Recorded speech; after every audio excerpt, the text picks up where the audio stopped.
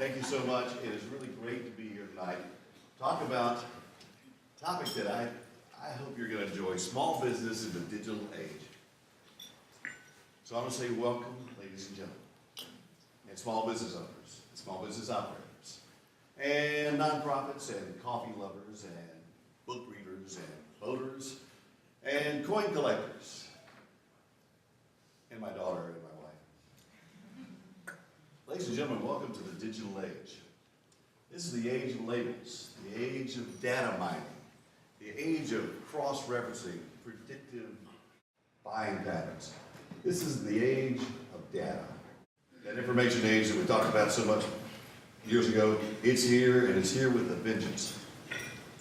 You know, I look out in this room, I see lots of faces, faces I know, some faces I've known for 30 years, some folks I've never seen before till tonight. But I know a little bit about you. I know some of those labels that I just put out there stick. But I don't know where they stick. I don't know exactly what you like, what you don't like. I know you're involved in business. You care about business in this area. You care about the Chamber of Commerce. Beyond that, I don't know so much. Google, on the other hand, they know about you. They know what you like. They know what you don't like, which is just as important as what you do like. Throw in Amazon, they know what you buy, and when you buy it, they know what you're going to buy next. They know what's on your wish list. To Google, you're an NFL fan. You're a boater. No, you're a sailboater. No, you're looking for a 40-foot sailboat. No, you're a coffee lover. You're a gardener. You like blue suede shoes. You're a Carolina fan, or maybe you're confused. You're a Duke fan. But they know these things. And this is what's interesting. They don't know this because they asked you what you like. That's the old model. We've been doing that for 50 years, but guess what? Nobody tells the truth in those surveys. So we never really knew exactly everything we needed to know. And they don't know by asking somebody else what you like. That's not how they found out what they found out. It's really a major deal. It's a paradigm shift. They found out all that information by you asking them questions. Genius. You ask them a question, they give you an answer. And when they give you the answer, they know by what you don't click on, what you don't like, and what you do click on, what you do like. And they take that information and mush it up with other stuff. And all of a sudden, they've got a lot of information. Then they follow you around the internet and see everything else that you're doing. And guess what? We all know this. And we're okay with it because they're giving us what we want. We have created the largest database on consumer behavior, business-to-business behavior in the world, and we are all unpaid volunteers for Google, Facebook, LinkedIn, Amazon. Actually, we pay to provide the information for Amazon, but we're glad to do it because it's such valuable stuff that they get back. And we continue to feed them the data that they need so that they can give us the stuff that we want and show us cool stuff, interesting stuff, stuff we think we might want, think we might not want. When you think about it, well, this is advertising 101. Create content that brings people to you. Give them what they want. And while you're at it, show them something else that they might like. And if they act on that thing that you showed them, hey, they'll be happy. The advertiser will be happy, everybody will be happy. It's genius. It's that simple. And it's just that complicated, too. It's small business and big business. It's business in the digital age.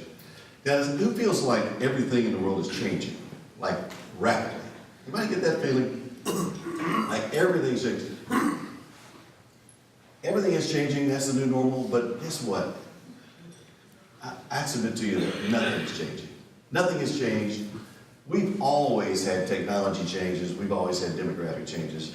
From the dawn of man, from the dawn of time, things have changed. It's just in the last several years, things are changing exponentially fast.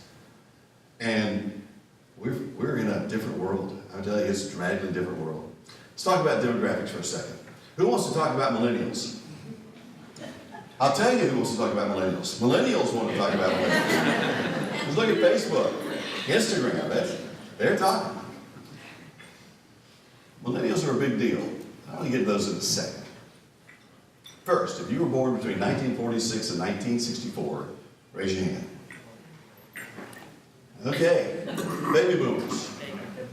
It's been all about us for a long time. These guys look kind of old, don't they? Okay, let's hear it. Baby boomers. Those other guys had to look a thing like me. Actually, I have a millennial in my office. He picked that picture out. I said, no, this is the picture.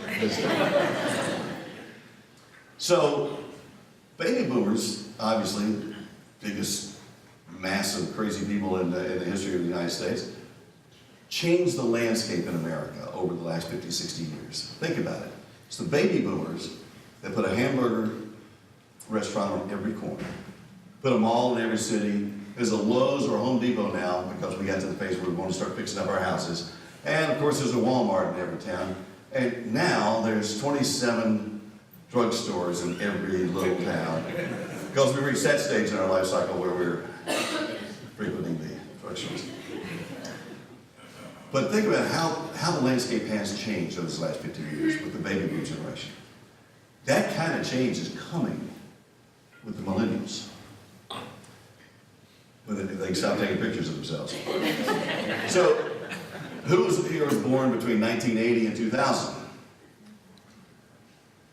Okay. All right. Now, my next question. Who here was born between 1980 and 2000 and did not raise your hand because you don't want to be thought of as a millennial? Be honest. I can't tell you how many people go, I'm not a millennial. My oldest daughter says, I'm not a millennial. Let me put this on Facebook.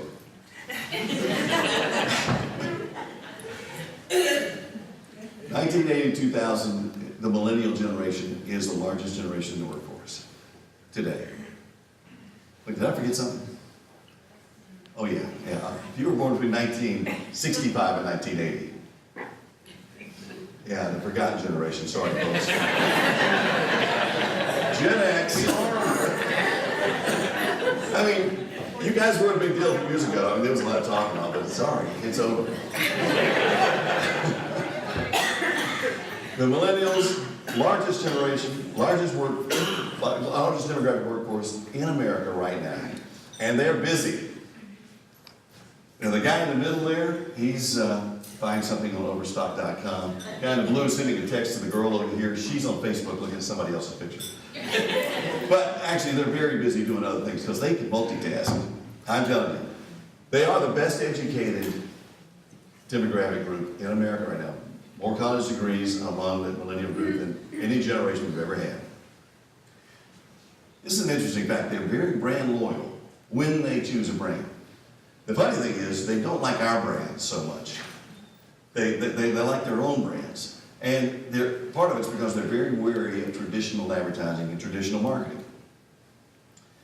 So the big companies are struggling a little bit now because the millennials aren't embracing them as quickly and as easily as they're used to being embraced. Here's the funny thing. While they don't like advertising, they love to hear from the brands that they love. I mean, they love to get texts that say, hey, we got something for you. They love to join VIP clubs and frequent flyer clubs. They love that stuff, and they'll do it in a heartbeat. It's really an interesting phenomenon. They spend more online than any other generation. My 82-year-old father-in-law has Amazon.com at his house twice a week. I'm serious, the UPS man, on a first name basis. I love Amazon Prime, but he and I can't hold a candle to what the millennials do online. They average spending $2,000 a year just online. But that doesn't mean they only stay in their basement or their parents' basements and shop online. They actually get out and they go into, I'm not going to pick on you all night long, okay? They actually go, they like to frequent businesses that they feel personally aligned with. And a lot of that is an emotional decision. Because one of the things that's, I think is really interesting is they love to support businesses that support their causes. If they think the environment is important and you support the environment, they're gonna be with you. As long as you've got something that they also want. But because we are in this digital age, they are a little bit distracted. How many times have you seen this in a restaurant? And the truth is, it's not just the millennials. I mean, there's some 60-year-old people back there right now going, can you believe what you just said? We shot some commercials up in Norfolk about 3 weeks ago. We hired 4 millennials to play the part of the customers. And they're all in a restaurant, and they're learning about things that their bank does for them, all on their phones. I'll play a few seconds from one of those commercials. Hey, I just paid my bill with Picture Pay. Hey, my bank just got me a discount on lunch. Hey, look, I just turned my debit card off. Hey, my bank has free ID theft coverage. Hey, I just turned my debit card back on. Hey, what bank do you guys use? Southern! Hey. A shameless plug for one of my clients. You notice, of course, they're all on the phones, and it didn't seem foreign to them at all. Here's what I noticed during the 9 hours of shooting. The second the director said cut, they were right back in it. That prop was no longer a prop, it was their thing. And I mean, well, this guy was asleep because he was up all night. But even the people in the back, that's the older guy, he's on his phone right there. It was amazing. There was almost no conversation among these folks. I think except during lunch when they couldn't hold a sandwich and their phone at the same time. So the millennials are a force to reckon with. You gotta understand them. I've only given you the top of the iceberg, but you Google millennials, you'll learn a lot. Let's talk a little bit about media and technology, because that's part of what's driving this digital age we're in. There have been some changes here. Let me go back to the 60s and the 70s. That's the 1960s and the 1970s. This is what the media landscape looked like then. In any given market, there were 3 TV stations. You know, ABC, CBS, and NBC, that was it. 1 local newspaper, basically, in any market. 2 or 3 radio stations dominated that space. 4 or 5 magazines, but those were national magazines, and local advertisers couldn't advertise them. This was the golden age of mass communication. If you were a national advertiser, you could get your message out easily and fairly inexpensively for a national advertiser. In fact, in those days, you could reach 50% of the adult women in America with 3 commercials. 2 daytime, 1 in prime time. So imagine if you're Betty Crocker or Procter & Gamble or Sears, you got a new product, you want to introduce it to America, bam, it's out there. That's why those big brands dominated in that era. Of course, they're still big, they're still doing great. Like Dave, Procter & Gamble is not doing as great as it used to do. Because today, the media landscape, somebody want to get that? Today, the media landscape, it might be for me. The media landscape looks like this. 189 TV channels, and this is 2 days old, so it's probably 193 by now. YouTube, 505 million channels. 2,000 of those have over 1 million subscribers. Folks, there's entire generations of people that think YouTube is TV. Okay? They don't have rabbit ears. They don't have a remote. Websites over 1 billion and growing exponentially. Radio, you can get radio music now 1,000 different ways. And look, I haven't even talked about Facebook, Hulu, Netflix, which also a lot of people, that's their TV. This is what a typical minute looks like in America. I'm just going to give you the tip of the iceberg. 77,000 hours of Netflix video is streamed every minute. Amazon gets 4,000 unique visitors every single minute of every day. There are over 110,000 Skype phone calls.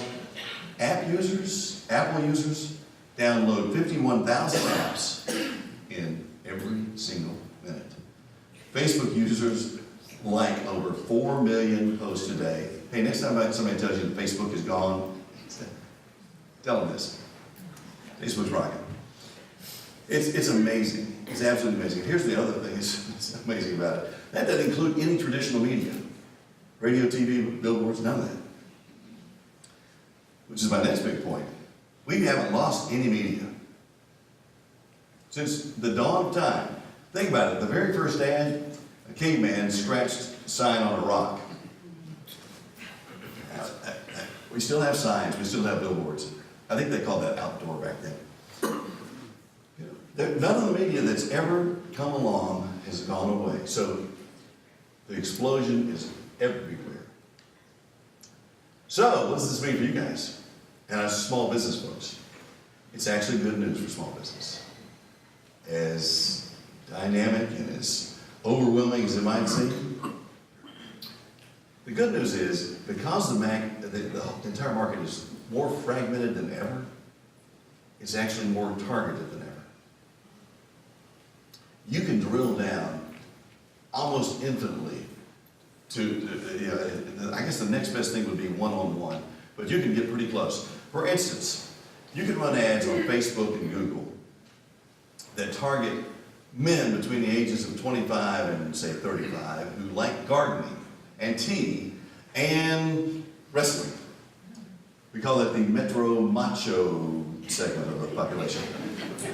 And you can say, I want those guys only within 20 miles of this spot, or only in Nash County, or only in Raleigh, or only in Charlotte, or in 17 different cities, or in the entire state, but I only wanted to run on Tuesdays from 6 to 9, or only on weekends. I mean, the choices are infinite, and it's the cool thing about everything I just described to you right there is it's very, very affordable. And the feedback is almost instantaneous. You know if your advertising is working because either they're coming to your website or they're not. For large businesses, it's hard to be nimble enough, flexible enough, fast enough in this ever-changing world that we're in. So they can't respond the way a small business can. So another reason why it's great for small business. Case in point, Koi Pond versus Budweiser. Now, in a head-to-head fight, Budweiser's going to win that battle. But they're not fighting head-to-head. Budweiser doesn't even know about Koi Pond. Koi Pond, though, has some great advantages. They change their product every week. And to some degree, they do. And they've got instant access to their fan base. They can send out emails, Facebook posts, text to the people that are already friends of theirs and say, hey, taco truck's coming on Thursday. Tacos are going great with our IPA. Or our Voodoo Wit is extra kicking this weekend, so come on down. Got live music, you name it. They actually have a distinct advantage over Budweiser, and that's one reason why Budweiser is struggling these days. There's a lot of Koi Ponds out there. You get a lot of Lilliputians working on the Giant, and pretty soon the Giant's gonna, okay, they're not going out of business, I'll tell you that. They're not going out of business. They might get tied up in some strain. So for small business now, and every business, there's more choices, more options, more targeting, and for us, a lot of lower costs. So that's all good. Now, I mentioned at the beginning that while everything's changing, nothing's changed. There's one really important thing that I want to talk about that has not changed, and I don't think will ever change. In this digital world of statistics and numbers and studies and bean counters, not that there's anything wrong with that, it's important to remember that your customers are people. You would think I would have to tell you that, but I'll tell you, in the last 24 hours, I've seen 3 examples where I was treated like a number, or somebody was treated like a number. And other examples where Veneer Bread walked in, they said, hey, what's your name? And then 2 minutes later, they said, Skip, your sandwich is ready. Yet, you gotta treat your customers like people, even in this digital world. It's easy to forget that, especially as you grow. Here's the key thing. No matter where the transaction takes place, whether it's a cash register, whether it's at a drive-through, whether it's online, it's a personal experience. They can be in their pajamas, they can be on the phone, they can be a million miles away, but it's one person buying what that one person wants from another person. If you always think about it that way, you'll think about your business differently. We still do, and we always will do business with people. Remember the golden rule. And you say, but people are changing. They want everything right now. Yeah. We've always wanted it right now. Remember Polaroid? Yeah, microwaves, Jell-O, drive-thrus, convenience stores. Hey, that's not changed. What's different about now is that we can get it now. Okay, who knows what these things are? Pretty good. You cheated, you already know. Okay, so for the rest of us, this is a really cool thing. Another Amazon innovation. They'll sell you this, by the way. Each one's $5. So if you like Kraft macaroni and cheese, or Gillette razors, or Bounce, you buy one of these things. You put it in your cupboard, somewhere in your house. You run out of mac and cheese. You push that button right there. It talks to your Amazon account and says, hey, you need another box of mac and cheese. I'm serious. Yeah, technology is moving pretty fast. But look, okay, who here does shop at Amazon? Yeah. Okay, do they treat you like a person or they treat you like a number? I think they treat me like a person. They're recommending stuff to me that only they know that I like. Well, I don't know, my wife does. Amazon's got it figured out. They're doing this thing that, you know, it's absolutely digital and amazing and online, but they're treating us like people. And they're sending us notes say, hey, Skip, you might want to think about this. You like that other book? Here's another book. Okay, I'm going to just finish this one, couple more things. You got to treat your customers like people. Treat them like individuals. My last major point on this is the reason to do this, besides everything else I said, if you like them, you'll keep them if you treat them right. If you don't like them, then treat them however you want to treat them. But if you really want to keep them, you need to treat them right, because the lifetime value of a customer is where the money is. The cost of acquisition of a new customer is high. And you can't make that money back in the first 2 or 3 transactions. You've got to have them for years, months to come. You know, think about how many times you bought a car. And if you had bought every single car from the same dealer, what he would make off of you. That's the kind of attitude you want to have, customers for life. Okay, I know you want to hear about media, because what is there in this digital world but media? There are, as we discussed, lots and lots of options. And honestly, we could spend months talking about each one of these media in depth. What I'm going to give you right now is a few absolutes that you just need to know. The number one absolute is you have to have a very robust, very up-to-date, very easy to navigate web presence. You just have to do it. It doesn't matter. You can be a podiatrist, you need it. It doesn't matter what business it's in. If it's a business, you can be a manufacturer, you still need it. You know, if you're the podiatrist, here's what's going to happen. First, your customers come to see you either before they called you or as they're driving up in the parking lot, they're on their phone going, how many people like this guy anyway? Here's the big thing though. That web presence does not have to be a website. This is a paradigm shift in the last year or two. A lot of people will look at your Facebook page before they'll look at your website. So your Facebook page needs a lot of data. And by the way, LinkedIn, same thing as Facebook, just for business, obviously. By the way, $26 billion Microsoft paid for LinkedIn. You think knowledge is power? Yeah. So you can put your information and keep it up on Facebook, LinkedIn. It could be actually more valuable for some people.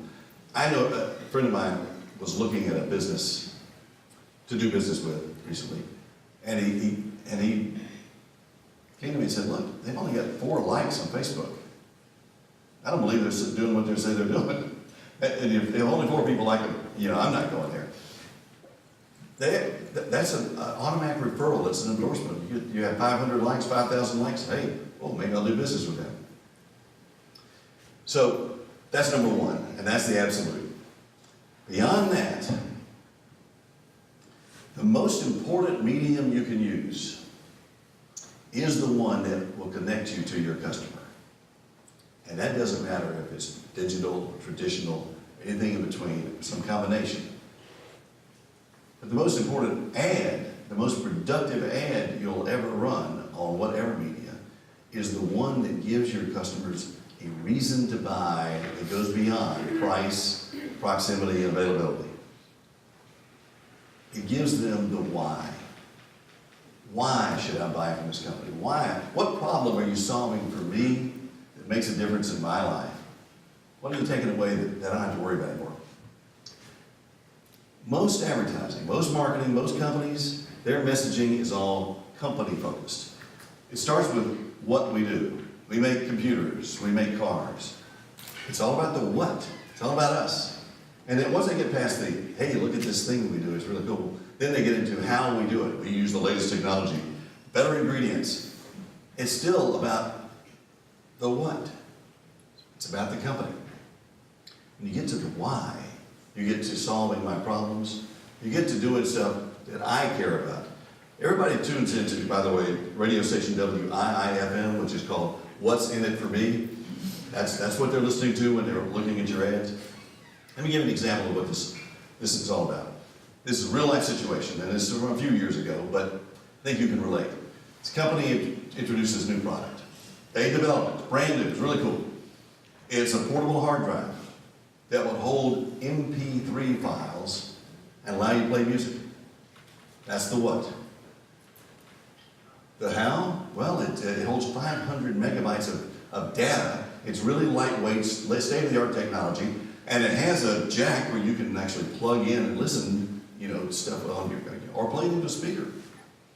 That was the message of the company that introduced the MP3 player. They developed it. You know what an MP3 player is? Of course you do. Because Steve Jobs saw that and he said, that's cool. He created a really neat interface for it. And then he called a meeting and he stood on a stage like this. He said, ladies and gentlemen, I introduce to you the iPod. 1,000 songs in your pocket. Holy mackerel. You mean an MP3 song? MP3 is a song? And I could put the music of my life in my pocket on a device that small. Oh, and you're going to give me the earbuds too? The MP3 player was trying to sell for $39. They couldn't sell it. They couldn't give one. The iPod was $400. Who doesn't have one? Who's never bought one? Yeah, exactly. It was the why. He said, this is why you want it. It's 1,000 songs in your pocket. Who cares about the technology? Who cares about how you do it, what it looks like? You know it's Apple, so it's easy to use. Bam. I'm going to give you 3 more examples of great whys. I'll give you the why, you give me the brand. This is from the great days of the hamburger wars. Folks were getting really, really busy. Moms were just running here and there. They were multitasking before there was such a word. This company recognized that as a problem. And instead of saying, come get our burgers, they said, you deserve a break today. So get up and get away to, you can say that in this room, it's okay. Mayo's not there right now. Meanwhile, there was a company a few years later, burgers were getting kind of bland, they were fried, and this one company said, hey, we make burgers the way you make them at home. You like them charcoal broiled? I gotta come to our place. Hurry on down to our place where the burgers are charcoal broiled. Say it. Wow. Hardee's, sorry. You have to say Hardee's in this room on that one. Yeah, they do flame broiled, and it was early. It was one of those baby boomers. I showed that old picture again. Boom. Okay, last one. Burgers were getting thin, small, disappearing. And this one company said, where's the beef? Okay, you all remember those campaigns, except maybe not the Hardee's one. And it was regional, so you had to kind of live in this area. But they sound like great ad campaigns. They're slick, they're clever, they're interesting. But what made them work was not that. What made them work is they answered that question. They solved a problem. They solved a problem that people had, and that's what made them successful. So now, how do you find your why? Because everybody needs one. Everybody has to have one, and it doesn't matter what you're selling. Here's how you do it. Identify your customers' problems. They got them. Identify them. Do not ask them what their problems are. Because they're going to say, I need a lower price, I need it faster. Don't ask them. You already know that answer. You know, as Yogi Berra said, you can observe a lot just by looking. You know your customers. Pay attention to what they need. And look beyond what you're selling them, because that's where their real problems lie that you can solve. You know, you deserve a break today. Didn't say, come eat our burgers. It said, Take some time out. Slow down. That resonated. Those kind of things resonate. So look to your customers' problems, figure out what they are, solve them. Don't do buy one, get one. That's not their problem. People actually will pay more for stuff they believe in. Apple, a great example. You know, $400 versus $39. Now, that alone will put you in the top 5%. 95% of companies will not develop their why. So if you're only going to beat 5% if you do. That'll set you apart from your competition. And like I said, it doesn't matter if you're doing digital advertising or traditional. But if you want to take a step further and really get out ahead of your competition, zag. Yeah. There's an unwritten rule in every industry that says we're all going to do things the same way. We're all going to use TV, or we're all going to use direct mail, or we're all going to use the newspaper. Look around. In your industry, I promise you, it's that way. Sometimes the industry says, okay, we're going to do nothing. We're not going to market. In sailboat racing, when all the boats are on starboard tack, if you want to get ahead of them, you got to get on port tack. So when everybody else is zigging, just zag. If you do those two things, you'll be more efficient, more effective, more profitable, and you'll do better in this digital age. So, in summary, millennials are a big deal. Get used to it. Technology is going to keep changing. I mean, rapidly, more rapidly. Who knows what's next? I can tell you it's different, and it's going to be profound. Embrace it. Find the best way to get to your customer. That's the best medium to use. Get them a why. Zag if you can, and you'll survive this digital age and be ready for whatever the next age is.